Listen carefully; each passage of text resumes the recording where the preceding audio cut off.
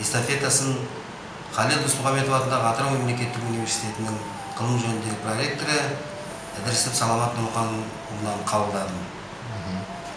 Қалың елім, қазағым, қайран жұртым, тұсторасыз аузыңа тұстау ұмытым. Бет бергенде шырайың сондай жақсы, қайдан ғана бұзылды жасыртым. Ассаламағалейкум, группаластар, курстастар. Барекең жақсы бастама көтеріп, Абай атамыздың өлеңдерін оқып, эстафета жіберіп жатыр екен. Көріп отырып, қалыс қала алмадық. Бір шумақ өлең болса да. Желсіз түнде жарығай, сәулесі суда дірілдеп,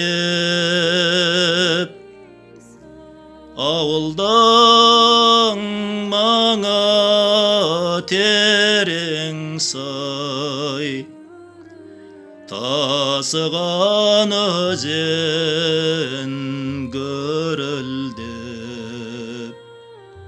Қазақтың біртуар ақыны Абай атамыздың 175 жылдығына арналған эстафетаны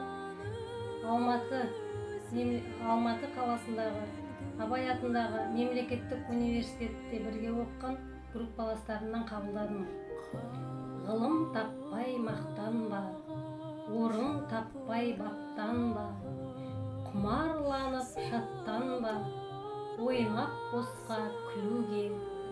5 нәрседен қашық бол, 5 нәрсеге. Қазақтың ұлы ақыны Хакім Абайдың 175 жылдығына арналған челленджді Абай атындағы Қазақтың ұлттық педагогикалық университетінің 1989-1994 жылы бітірген түлектері Арман, Уалихан, Анар бастаған топтан қабыл алдым. Енді осы эстафетаны өзім жұмыс жасайтын Алматы облысы Талғар ауданы Байсерке ауылының нөмірі 40-шы орта мектебінің бір топ ұстаздарына және оқушыларына жолдаймын. Өлсе өлер табиғат, адам өлмес, ол бірақ қайтып келіп ойнап күлмес. Менікінің айрылғанын өлді деп ат қойыпты, өңкей білмес. Көп адам дүниеге бой алдырып аяғын көп шалдырған. Өлді деуге сияма айтыңдаршы, өлмей тұғын артына сөз қалдырған. Кім жүрер тіршілікке көңіл бермей, бақи қоймас фанидің мінін көрмей.